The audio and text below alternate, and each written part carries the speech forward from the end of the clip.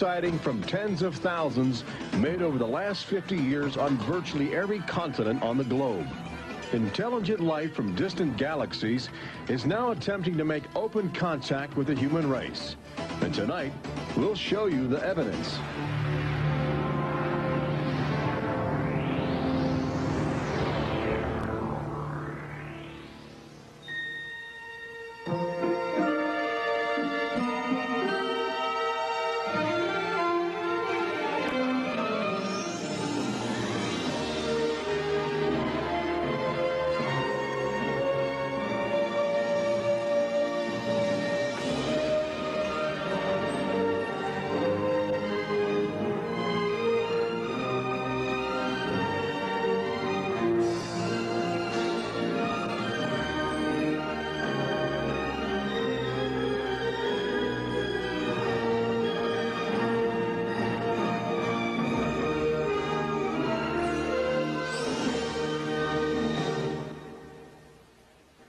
Tonight we celebrate the new Tomorrowland at Walt Disney World in Florida with a television special that's out of this world.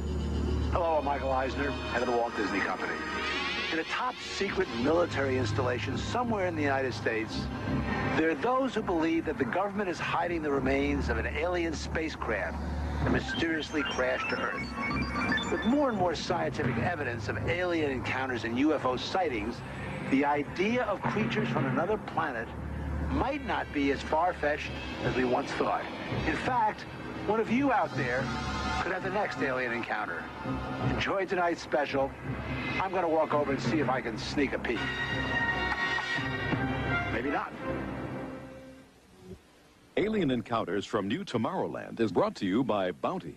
Outstanding absorbency and durability make Bounty the quilted quicker picker-upper. Scientific verification of extraterrestrial life forms routinely arriving on Earth. Top secret reports from ongoing military investigations. Compelling home videos of alien craft captured within the last few months. World figures who have gone public with their own extraterrestrial experiences. The shocking history of government misinformation programs designed to prevent widespread panic. And personal accounts of those who have been abducted and studied against their will. It's happened to me, it's happened to my sister, and I believe my mother. My son looks me straight in the eyes, and he says, "They took blood out of you, Mama." They don't ask permission, they take you. But it's such an incredible secret, nobody wants to believe it. There is valuable scientific data that would prove once and for all that planet Earth is being visited by a highly evolved intelligence that is not from this world. Wait a minute. I've had enough. Stop it. From beyond the boundaries of our perceptions, intelligent beings are beckoning mankind to join the galactic community. It's an invitation which is both wondrous and terrifying. This is the nature of alien encounters. Mankind has the unique ability to ignore the obvious, especially when the facts reveal a disturbing truth. We once believed the sun revolved around the earth. When Galileo demonstrated the reverse is true in 1634, he was charged with heresy and placed under house arrest for the last 8 years of his life. The charges were later dropped, 342 years later. Now, as we approach a new millennium, mankind is in the midst of the most profound event in history, actual contact with intelligent life from other planets. For nearly 50 years, officials have been documenting routine alien encounters here on Earth. And thousands of people have seen or experienced this alien presence. Yet many others still refuse to acknowledge the obvious evidence all around them. What is it like to be confronted by a creature whose intelligence and skill is far beyond the comprehension of mankind? Would it be enlightening? Would it be an exercise in terror? Or perhaps both? Here in the new Tomorrowland at the Walt Disney World Resort near Orlando, Florida, these concepts are brought to life as guests experience their own alien encounter, a sensory thriller from Disney and George Lucas. We'll give you a sneak preview later in the show. But first, we must prepare you for the future with some shocking insights from the recent past. Alien ships seem to arrive in waves. And if the last few years are any indication, planet Earth is experiencing a tsunami of sightings.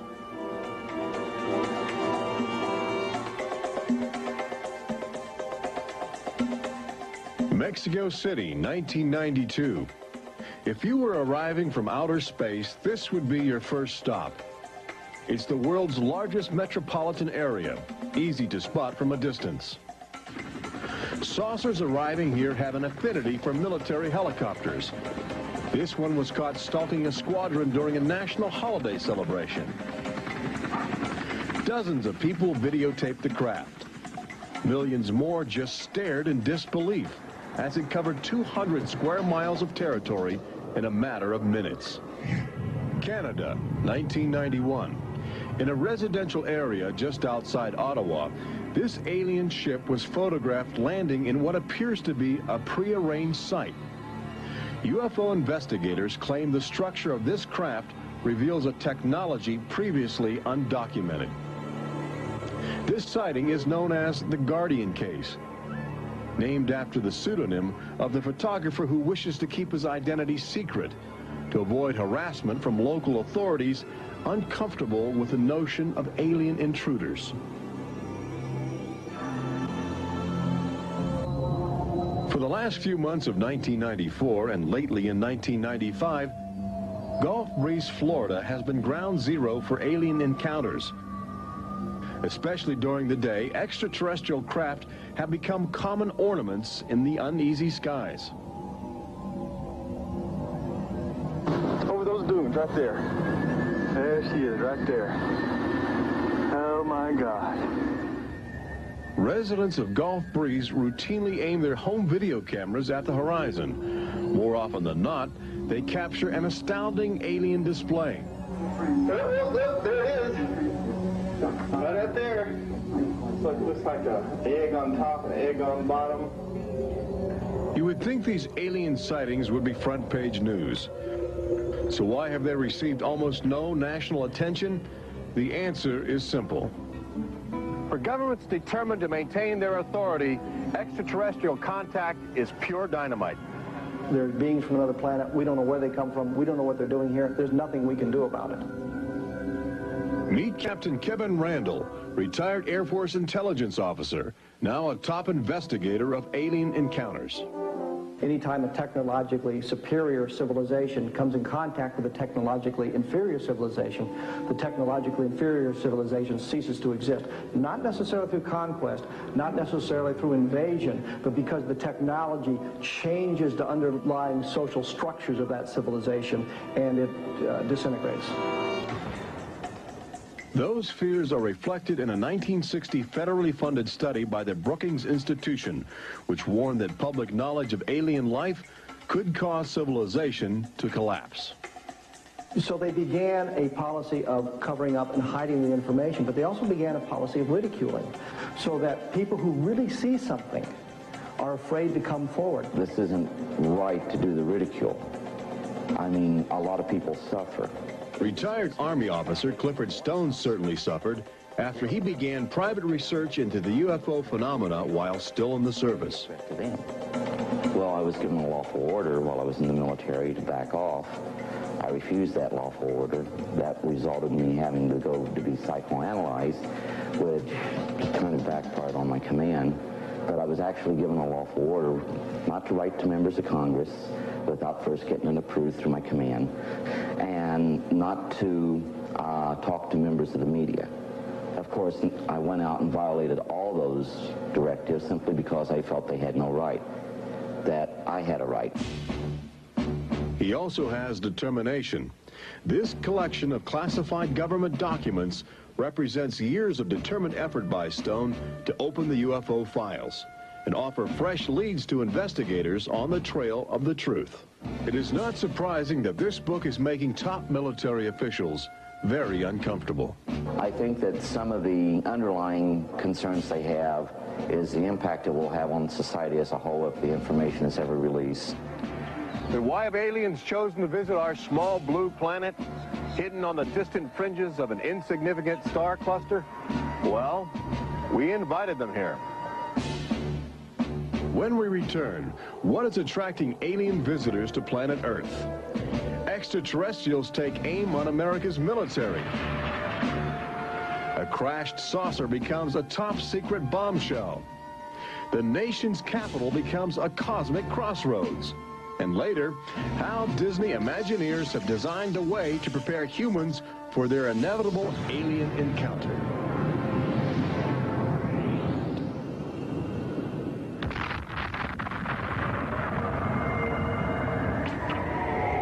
And I looked, and behold, a whirlwind came out of the north, and a fire enfolding itself, and a brightness was about it. Also out of the midst thereof came the likeness of 4 living creatures. And when the living creatures went, the wheels went by them. And when the living creatures were lifted up from the earth, the wheels were lifted up. For the spirit of the living creature was in the wheels. Ezekiel chapter 1.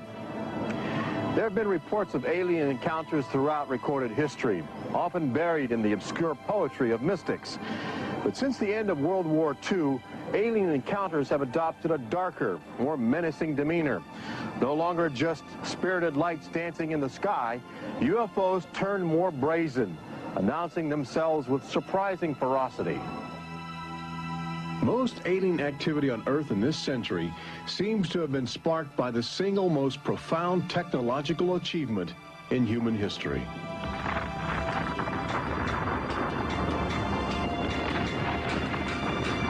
The atomic bomb did more than blow away every conventional notion of combat. It also saddled mankind with the awesome responsibility of life and death for the entire planet.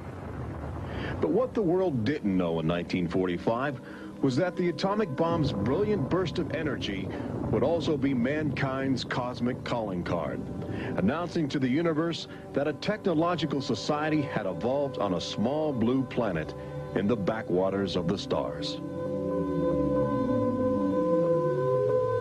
So as the world celebrated the war's end in 1945, aliens who heard man's atomic trumpet were already charting their course towards Earth, responding to our open invitation. As early as 1947, the large alien ships began to arrive, navigated by living creatures. Their advanced physics allowed them to traverse the galaxy and pierce Earth's atmosphere with amazing speed. The U.S. military immediately went on the alert against the unknown menace. Sightings were perceived as threats to the security of an America still reeling from the edgy consciousness of war. And the sightings were taking place all across the country. I glanced up and there were 3 flying saucers in a V with what appeared to be a dome on the top with, I can't be sure, but I believe I saw the sun glinting off of windows or observation portholes of sort. I think it was from outer space, but friendly. Army fighter planes are on patrol for flying saucers. Cameras installed to photograph them. Portland, Oregon, the area from which came the first weird reports. This flying saucer patrol shows how the Air Forces, while not putting too much stock in the mysterious things in the sky, are investigating. The control tower's in touch and on the watch. So are a whole lot of people these days. They're seeing flying saucers everywhere. Flocks of fantastic discs flying through the air. But the military finally had to admit that something was happening that they didn't understand, offering their first and only public statement on the UFO phenomenon. The recent sightings are in no way connected with any secret development by any agency of the United States. They weren't always called flying saucers. Some reports claim they resembled other household objects. The public was fascinated and anxious to make contact. But our official response remained aggressive, sometimes sparking deadly games of high-speed, high-altitude cat and mouse. National Guard Captain Thomas Mantell played that game and quickly became a grisly statistic. His last words, as Mantell soared at an altitude of 20,000 feet, are a chilling commentary on the power of the alien ships. I'm closing in to take a look. It looks metallic and of tremendous size. It's going up now as fast as I am. That's 360 miles per hour. I'm going after it. Moments later, Captain Mantell's mission had ended. Occasionally, the tables were turned. More than one alien craft crashed and was recovered for secret U.S. military research. The most famous case took place in July of 1947, just outside the community of Roswell, New Mexico. Famous because local officials openly admitted they had retrieved an alien ship before their commanders instructed them to keep the story confidential. What you can't explain, they reasoned, you must deny. July of 1947, the Army Air Forces at Roswell announced we had captured a flying saucer. You can say our government announced in July of 1947 they had a flying saucer. 3 hours later, they announced, no, it's merely a weather balloon. The officers at Roswell made a mistake. But our government has come forward and said, yes, we had a flying saucer. Then they took it back. Any one of your viewers can go back to the newspapers on July 8th, July 9th of 1947, and just front page headline after headline that the government had captured a flying saucer. Don Schmidt from the Center for UFO Studies in Chicago is convinced that the Roswell case is the linchpin in America's ongoing alien cover-up. We have over 550 witnesses. They were there. They handled the debris. They saw the craft. They saw the bodies. They handled the crew members of that craft. And invariably, they all say, this was not from this earth. This is the actual site where the Roswell saucer was discovered, along with the bodies of 3 extraterrestrial missionaries who didn't survive the collision. The debris and the dead were impounded and taken away for top-secret study, while a classified investigative committee called the Majestic 12 was organized by President Truman. And a government cover-up was initiated with a calculated disinformation campaign. The military, I know for a fact, has established what's called disinformation programs, officially sanctioned deception programs. This is covered by a regulation at Department of Defense level that's secret. This is the case with the unidentified flying objects. I cannot say that the Roswell incident was a cover-up, but I can certainly say that the government back then and today acted like it was a cover-up and has been subject to being accused of a cover-up. The flying saucer debris at Roswell was attributed to a downed weather balloon. There was no explanation for the alien body parts among the wreckage. Before long, other sightings were dismissed as optical illusions caused by electrified swamp gas, with elaborate demonstrations staged for newsreel cameras to back up the claim. But while the Pentagon refused to publicly admit aliens had arrived on Earth, their top-secret internal memos told a different story, even detailing the various ships and the creatures they had autopsied. Meanwhile, the American people fell in love with flying saucers, sensing something playful in their alien design. Before long, even the military seemed to fall under the trance of the UFOs. Government inventors began to mimic what they were seeing in the sky, in a strategy to stumble upon the secrets of advanced alien technology. These rare films chronicle those primitive efforts. At a symposium conducted by Princeton University, weird and wonderful flying machines developed for the Army go through their paces. The flying scooter, for instance, with only a 7-horsepower motor. Or this flying what have you. Just count your fingers after starting the fans.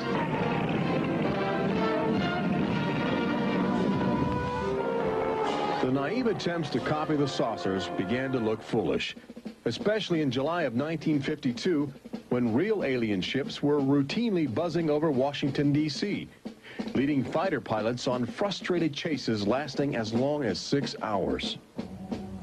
It was the first time since the War of 1812 that our nation's capital had been successfully invaded by a foreign power. By the early 1960s, UFOs were having a chilling effect on our defense operations. Their tremendous speed often caused them to be misidentified as incoming intercontinental ballistic missiles, putting American air bases on red alert. There needed to be some way for the U.S. and the Soviets to distinguish between nuclear attack and alien visitors. The weapon is installed in the Pentagon, but it's a weapon of peace. This is the teletype that will operate at the U.S. end of an open line to Moscow. This link, it is hoped, will help avoid misunderstandings that could possibly trigger a catastrophe. Now, a president could be in touch with the Russian premier in a matter of seconds. The hotline between Moscow and Washington was set up so they could go ahead and make last-minute pleas that we're not attacking you and you're not attacking us. The purpose for this was to ensure that a nuclear war would not be touched off by a UFO appearing on the scopes and being mistaken for enemy aircraft. The hotline eased some international tensions, but it didn't halt the interaction between the military and the aliens, which continues to this day. November of 1975, essentially every SAC base in the United States was visited by UFOs.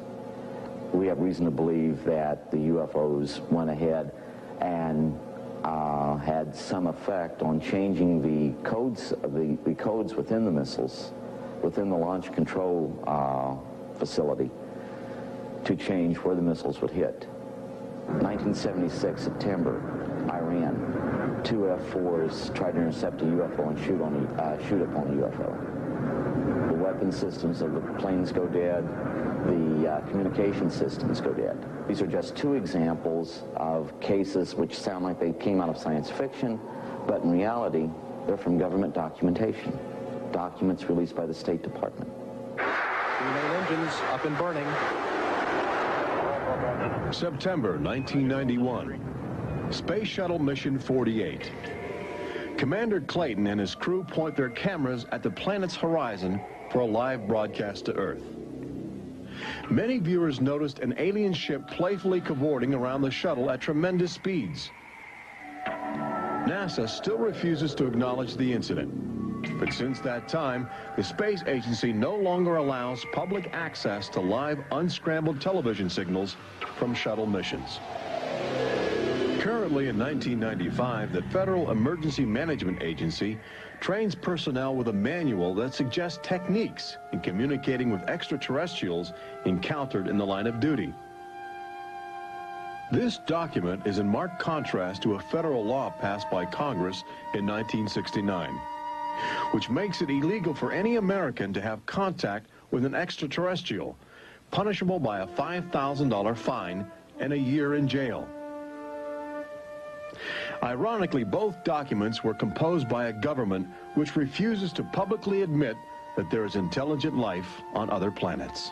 Indications are that government, military, and scientific leaders will soon release nearly a half-century of official documentation of ongoing alien encounters on Earth. Perhaps they feel it would be too embarrassing not to reveal the truth before the truth reveals itself. But these FBI files acquired through the Freedom of Information Act outline nearly 50 years of UFO reports investigated by federal agents all across America. Overwhelming evidence that something sinister is at work. But look carefully. The torn pages, the ragged copies, the large areas blacked out in an effort to keep secrets locked away. If we are keeping information, which I am certain we are, from the American public on unidentified flying objects, then we're wrong. Government has an obligation to the people to tell the truth. No matter what that truth might be, the people have a right to know that planet Earth is being visited by a highly evolved intelligence that is not from this world.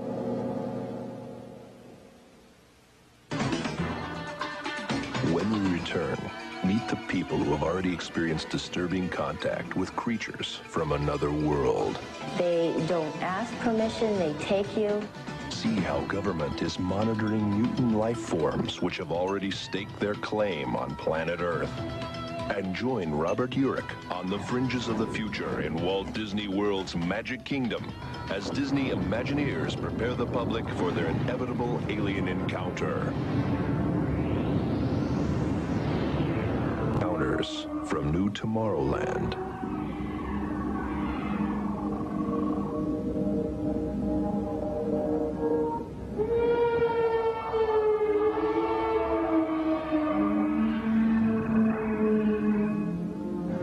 fact is, everyone encounters alien life forms each day. We've just become accustomed to ignoring the evidence. We expect the first visitors from outer space to arrive in flying saucers. But there are new scientific suggestions that the microbiotic organisms, which routinely invade human bodies in the form of viral disease, may have extraterrestrial connections. These minute alien life forms may very well be the advanced invasion force, leading the way to test Earth's environment for more complex and determined creatures.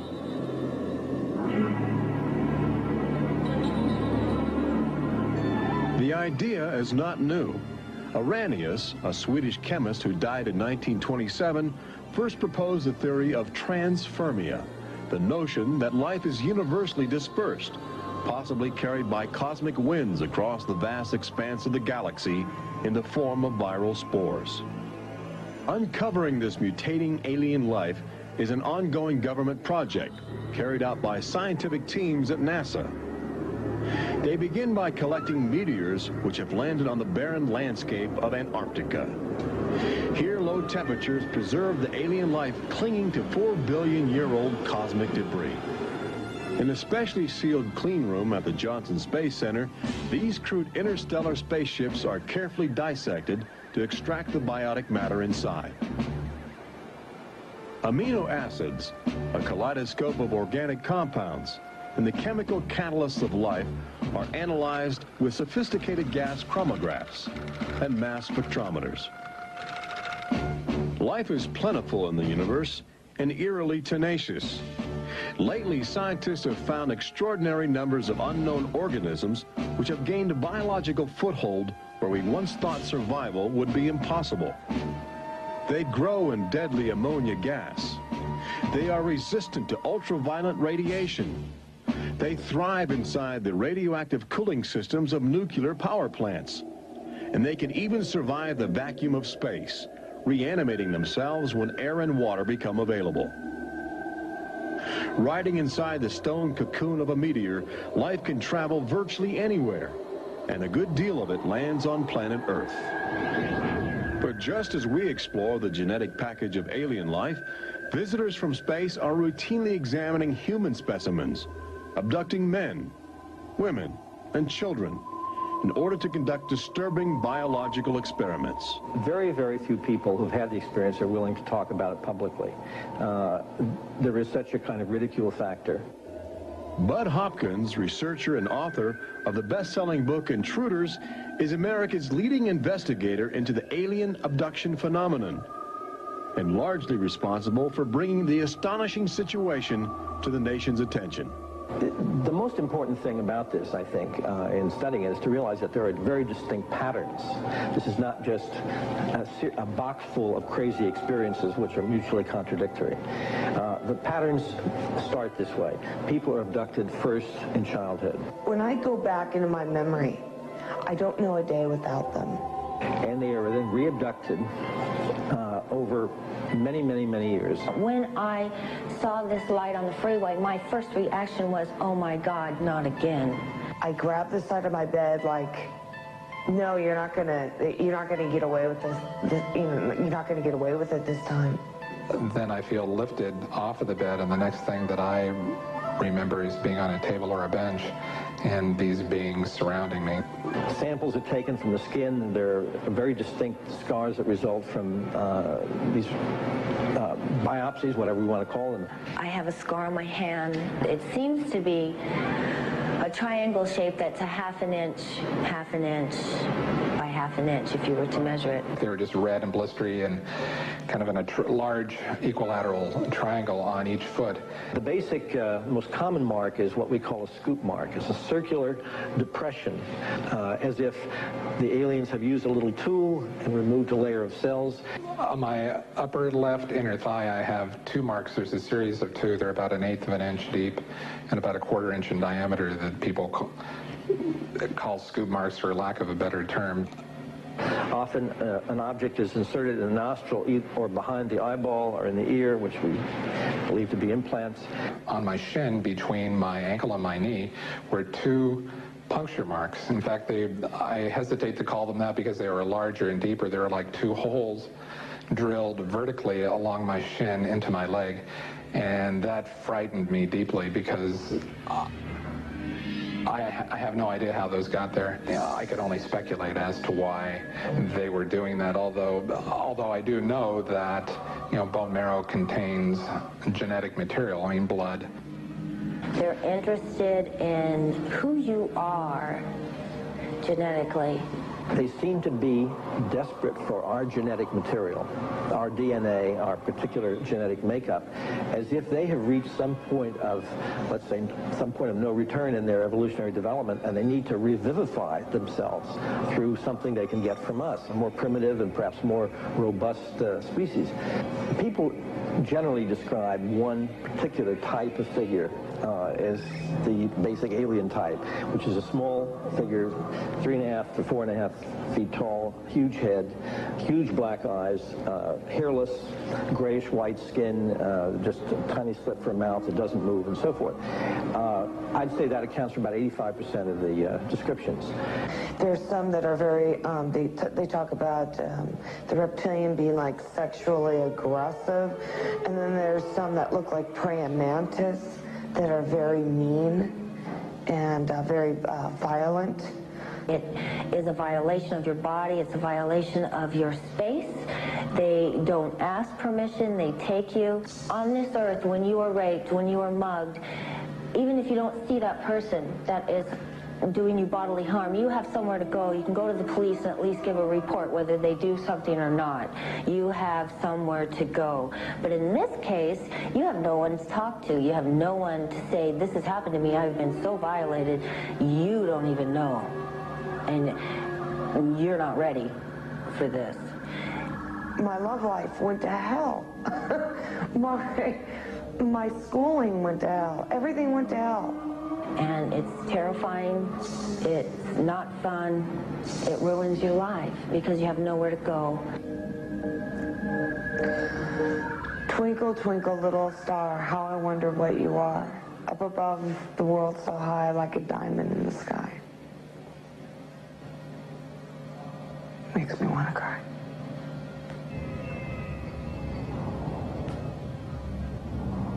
Part of the trauma involved in this is our government telling us that these objects don't exist. And I seem, and other members of my family, and other people seem to have these experiences. It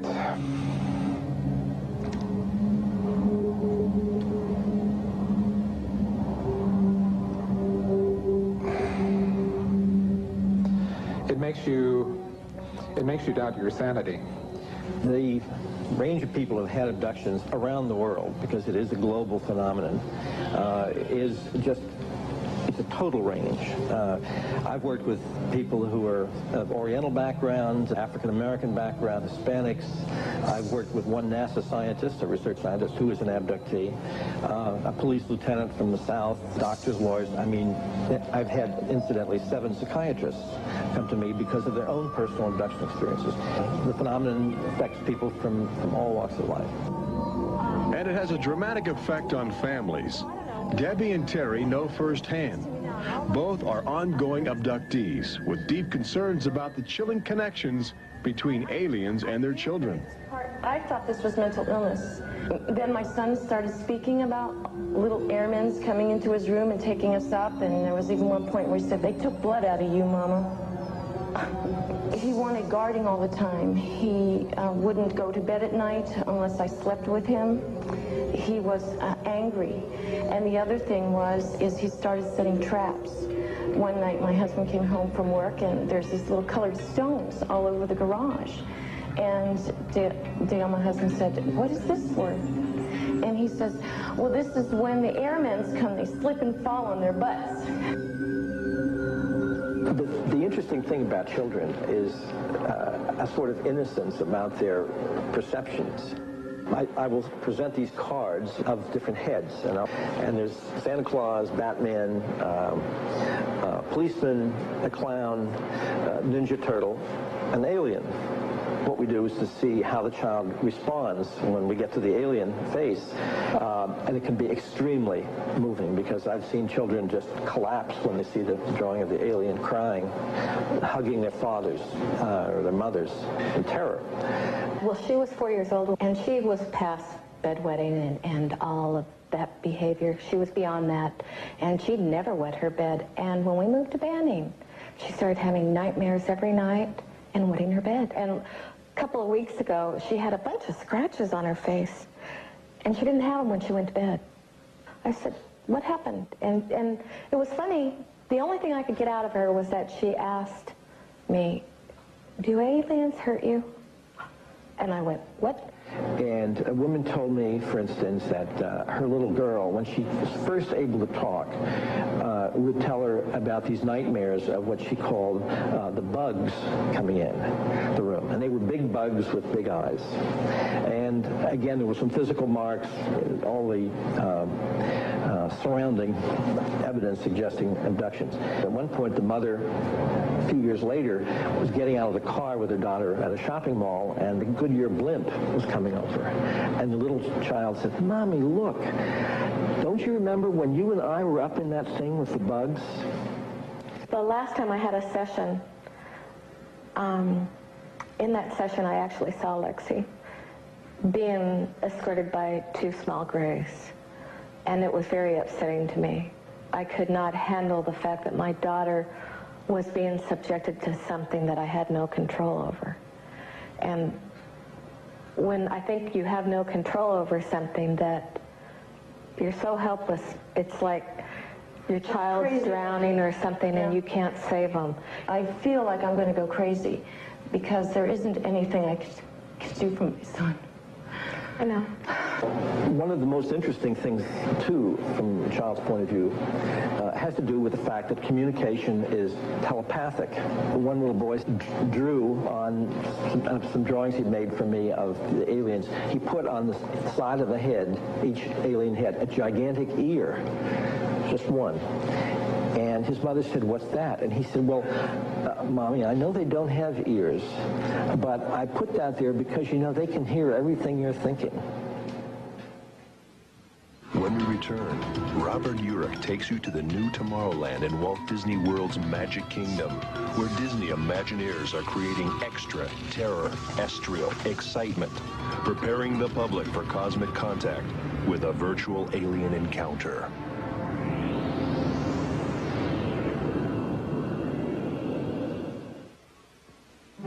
An official UFO sighting report, one of thousands compiled over the last few decades. This particular report from October 1969 was filled out by Jimmy Carter. He was still governor of Georgia at the time. He witnessed a luminous object suspended in a twilight sky.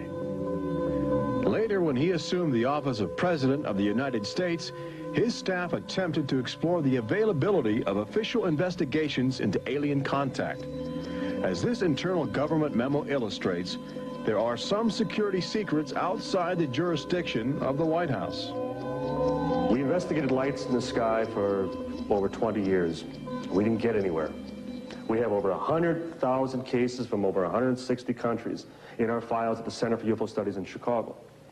When you actually take the time to look at the official record, look at the classified, disclosed documents on the phenomena, and I'll guarantee you'll walk away saying, why weren't we told about this? And why were we told something else altogether? We've all been indoctrinated to have this knee-jerk response just to that term, UFO. We have to ask ourselves, who started it? And isn't it about time we go out and find out for ourselves? Every year, NASA routinely propels about 24 astronauts into a low Earth orbit aboard the space shuttle, a loud, lumbering, somewhat primitive rocket ship.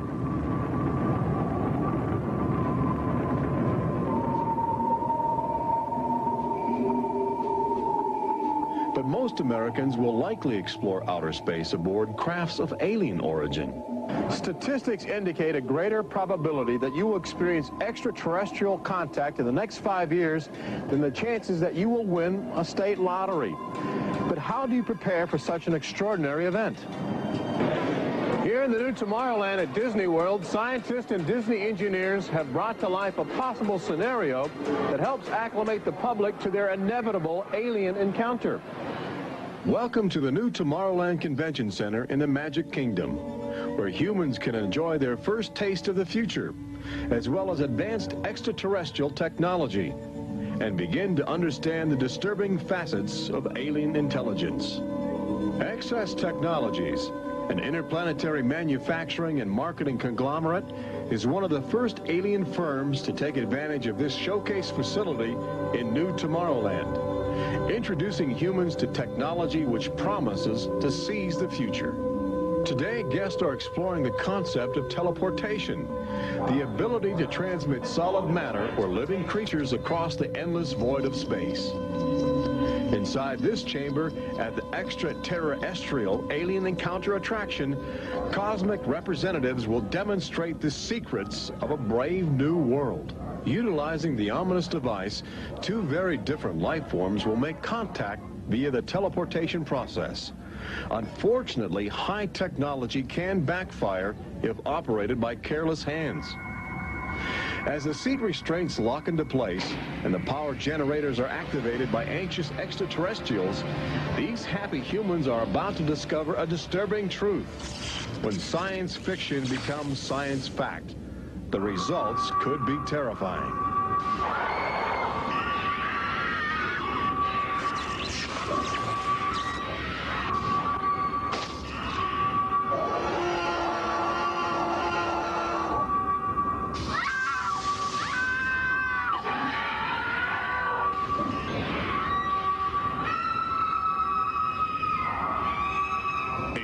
Encounter opens at Walt Disney World summer 1995.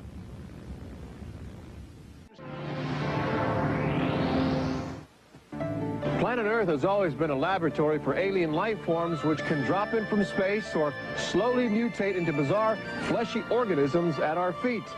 Understanding the nature of these strange creatures from above and below is the greatest challenge of our age.